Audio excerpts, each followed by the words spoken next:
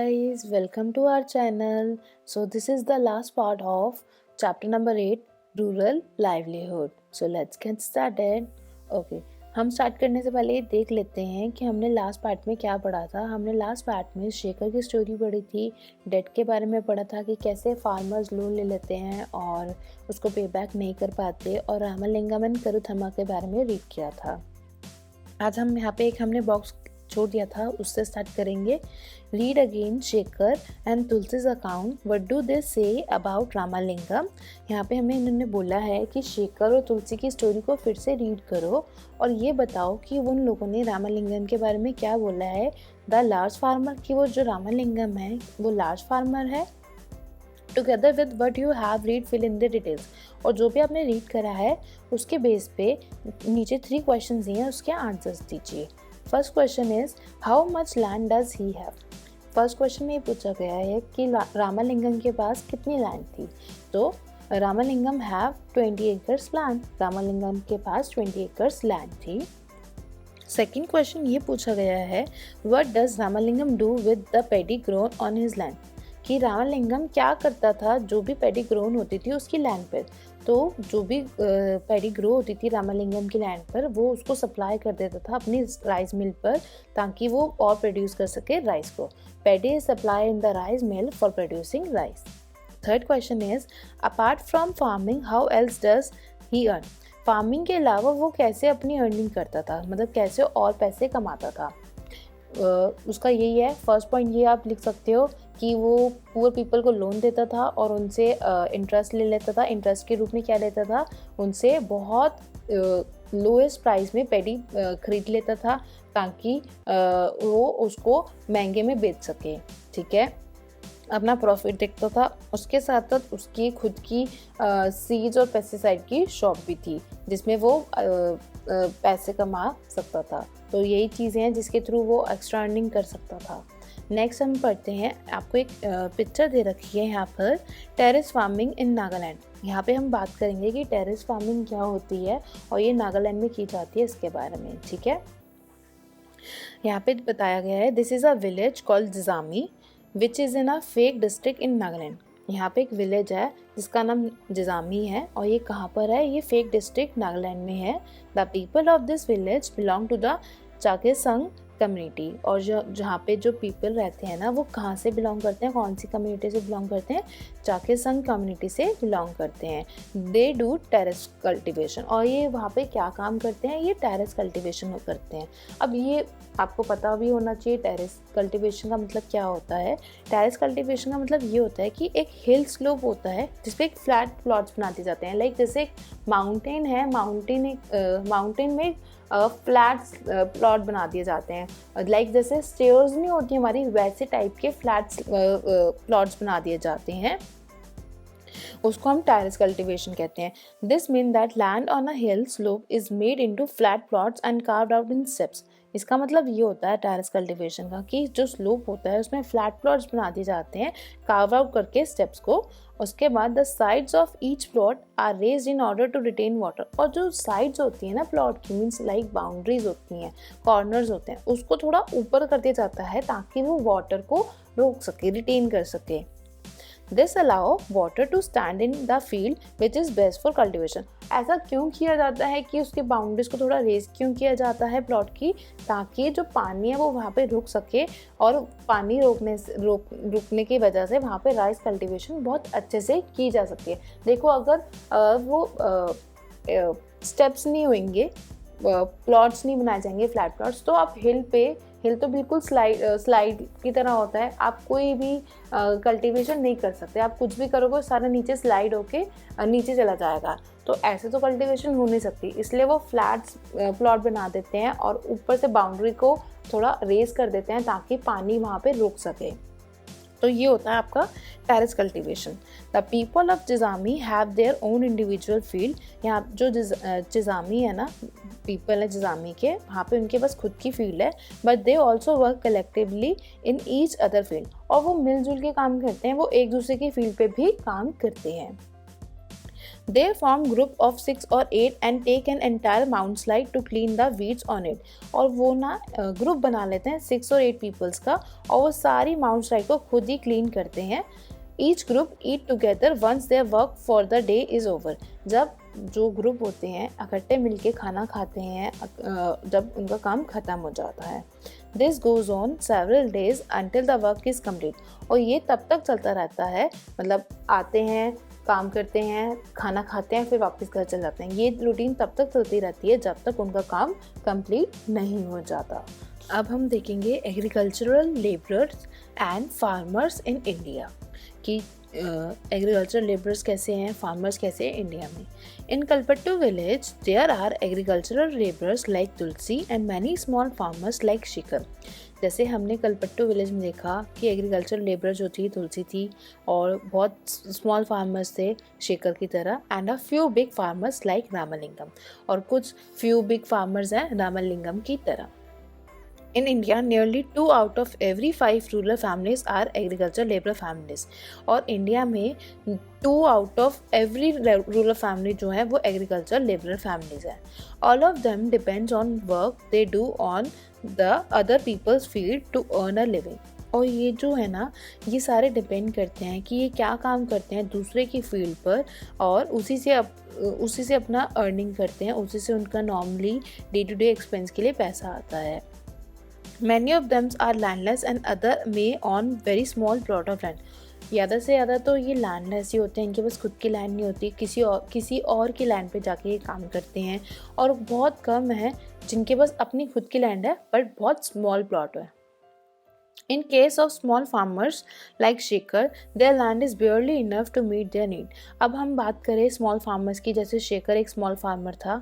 अब उसके पास जो लैंड है वो बहुत कम होती है, वो barely अपनी बहुत मुश्किल से ही अपनी बेसिक नीड्स को पूरा कर पाता था उस लैंड पे काम कर कर. In India 80% of farmers belong to this group. और इंडिया में 80% जो फार्मर्स हैं वो इसी स्मॉल फार्मर ग्रुप में बिलोंग करते हैं. Only 20% of Indian farmers are like Ramalingam. और सिर्फ 20% फार्मर्स हैं हमारे पूरे इंडिया में जो रामलिंगम की तरह हैं, जिनके पास बड़ी लैंड है, 20 एकर्स लैंड है. वो पेडी को सप्लाई करता था राइस मिल पे प्रोड्यूस करने के राइस, और वो पुअर को लोन दिया करता था. ऐसे सिर्फ 20% फार्मर्स हैं इंडिया में. These large farmers cultivate most of the land in the village. और ये जो लार्ज फार्मर्स होते हैं ये कल्टिवेट करते हैं मोस्ट ऑफ द लैंड, जितनी भी ज़्यादातर लैंड होते हैं विलेज की उस पर. A large part of their produce is sold in the market. और जो जितना भी वो प्रोड्यूस करते हैं उसका लार्ज पार्ट जो होता है वो सोल्ड हो जाता है उनकी मार्केट्स में.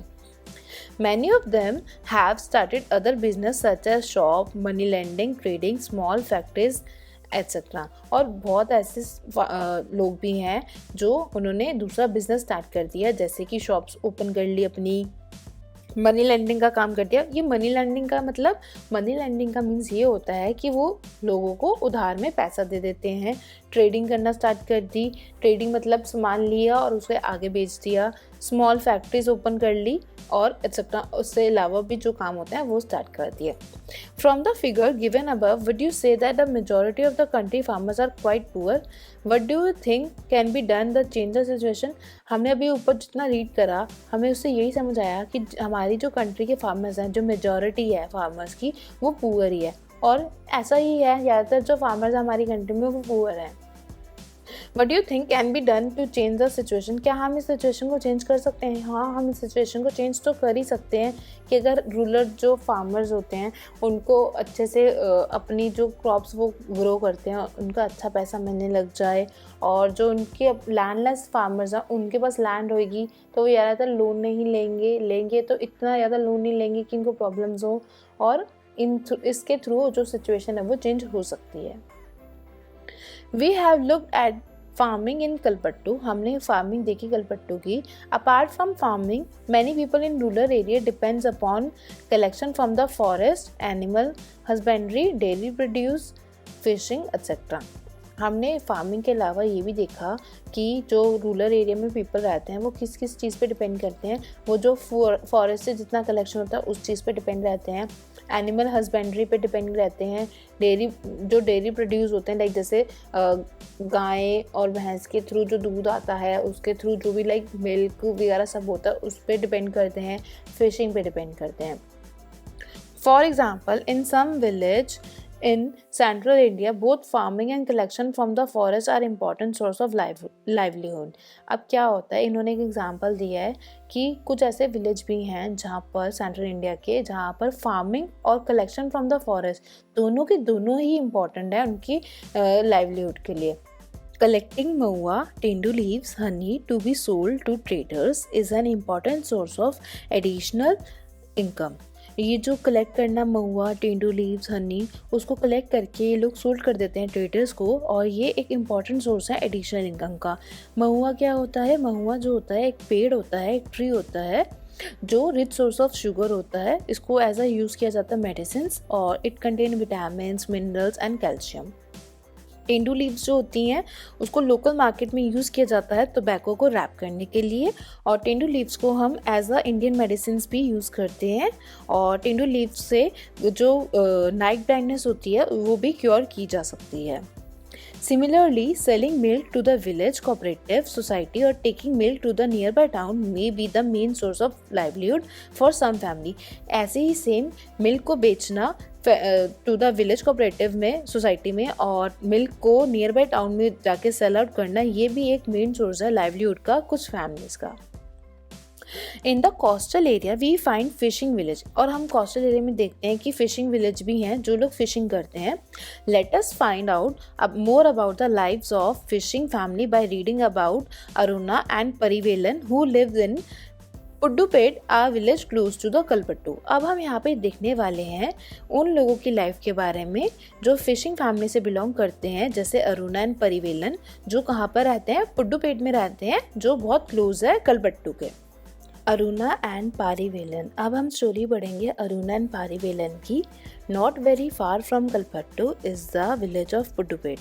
जो अरुणा एंड पारिवेलन है ना, वो पुडुपेट में रहते हैं, और जो पुडुपेट प्लेस है वो कलपट्टू से बहुत ज़्यादा दूर नहीं है।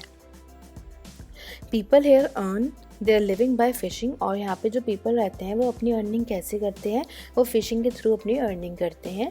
There houses are close to the sea and one finds row of catamarans and net lying around, और जो इनके हाउसेज हैं ना सबके, वो सी के बहुत ज़्यादा क्लोज हैं, बहुत ज़्यादा पास में हैं, और इनके हाउसेस के आसपास हमें हर जगह पे कैचमरान्स और नेट पड़े रहते हैं।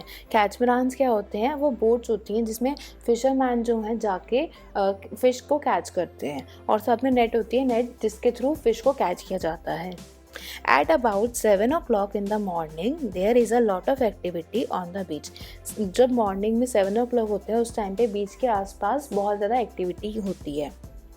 This is the time when the catamaran return with their catch and women gather to buy and sell fish. क्या होता है इस टाइम पे इतनी एक्टिविटी क्यों होती है बीच में? क्योंकि इस टाइम पे जो कैचमरान्स होते हैं ना, वो लोग अब फ़िश को कैच करके लेके आते हैं, और जो वुमेन्स होती हैं वो यहाँ पर फ़िश को बेचती हैं और ख़रीदती हैं।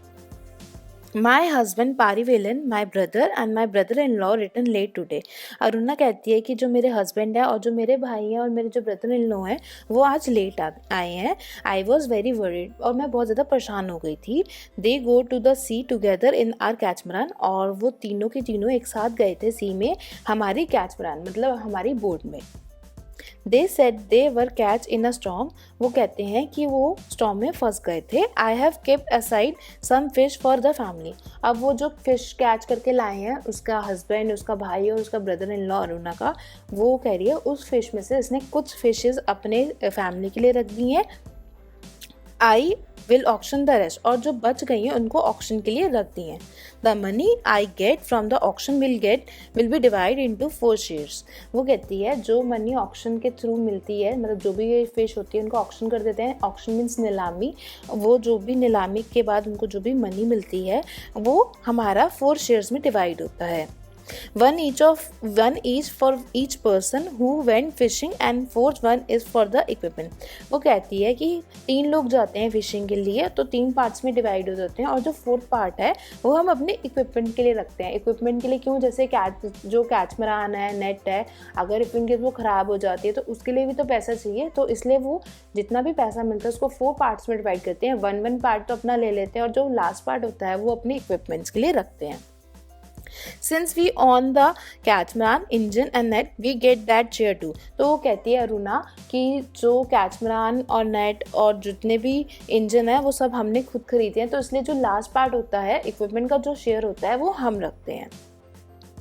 We have taken a loan from a bank and purchased an engine। वो कहती है कि हमने बैंक से लोन लेके इंजन परचेज करा which is fixed onto the catamaran, और जो कि एक फिक्स्ड है कैचमरान के लिए। Now they can go far into the sea so that they can get a better catch। वो कह रही है इंजन खरीदने के कारण अब हम सी में बहुत दूर तक जा सकते हैं ताकि हम अच्छी फिश को कैच कर सकें, बेटर कैच कर सकें फिशेस का। The women who buy fish here will carry them in basket to be sold in nearby village। वो कहती है जो भी वुमेन यहाँ पे आती है फिश खरीदने अपनी बास्केट लेके आती है और उसको जाके नियर बाय विलेज में सेल आउट कर देती है। Then there are other like traders who buy for the shop in the town। वो कहती है इसके अलावा और भी ट्रेडर्स आते हैं जो यहाँ से फिश बाय करते हैं और जाकर उसको टाउन में अपनी शॉप में I'll only finish this auction by the noon। और ये जो ऑक्शन है मैं नून तक फिनिश कर दूंगी। In the evening my husband and our relative will untangle and repair our nets। और इवनिंग में मेरे हस्बैंड और जो रिलेटिव्स हैं वो सारे मिलकर नेट को अनटेंगल करते हैं और रिपेयर करते हैं। अनटेंगल का मतलब जो भी कहीं से मुड़ जाती है और बहुत ज़्यादा उलझ जाती है उसको सही करते हैं, और अगर इफ इन केस कहीं से ख़राब हो जाती है, कट जाती है, उसे रिपेयर कर देते हैं। Early tomorrow morning around 2 AM they will set out to the sea again। क्योंकि उनको जल्दी सुबह मॉर्निंग में उठ के 2 AM उनको फिर से सी में जाना होता है फिश को कैच करने के लिए। Every year for at least about 4 months during the monsoon they can't go to the sea because this is when the fish breed। और वो कह रही है हर साल at least 4 month जब मानसून का मंथ होते हैं उनमें हम सी नहीं जा सकते क्योंकि उस टाइम पे जो फिश होती हैं वो ब्रीड करती हैं। Fish breed means fish babies देती हैं। During this month we survive by borrowing from the trader. और कहती है ये जो मंथ होते हैं जिसमें हम सी में नहीं जा पाते उन मंथ्स में हम ट्रेडर से बोरो करते हैं पैसे अपनी नॉर्मल सर्वाइवल के लिए। Because of this, later on we are forced to sell the fish to that trader and can't do our auction। और वो कहती है बोरो करने के चक्कर में और इन मंथ के चक्कर में हमें जितनी भी फिर उसके बाद फिशेस होती हैं हमें ट्रेडर को सेल करनी पड़ती हैं और हम ऑक्शन नहीं कर सकते। Those lean month are most difficult। और वो ये कहती है कि ये जो मंथ होते हैं वो उनके लिए बहुत डिफ़िकल्ट टाइम होता है। Last year we suffered a lot because of the tsunami. और वो कहती है लास्ट ईयर सुनामी के कारण भी हमने बहुत ज़्यादा सफ़र करा था। सुनामी जब आती है तो बहुत प्रॉब्लम्स आती हैं, तो जो सी में जो कैचमरान लेके फिशरमैन नहीं जा सकते। Rural livelihood. People in rural area earn their living in various वे। जो पीपल गांव में रहते हैं वो अर्न करते हैं डिफरेंट वेज में। Some work on farms while other earn their living on non farm activity. कुछ लोग तो फार्म में एज अ फार्मर काम कर लेते हैं और अपनी लैंड पे काम करते हैं, और कुछ लोग as a non farmer activity perform करते हैं।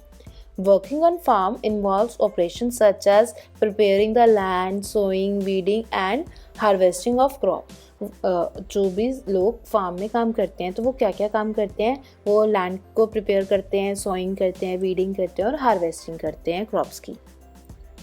We depend on nature for the growth of this crop. और ये जो लोग होते हैं, जो फार्मर्स होते हैं, वो किस चीज़ पे डिपेंड करते हैं, नेचर पर, कि उनकी क्रॉप की कैसी ग्रोथ होगी। Hence life revolve around certain seasons. और जो उनकी लाइफ है वो रिवॉल्व करती है कुछ सर्टेन सीजन्स के आगे पीछे।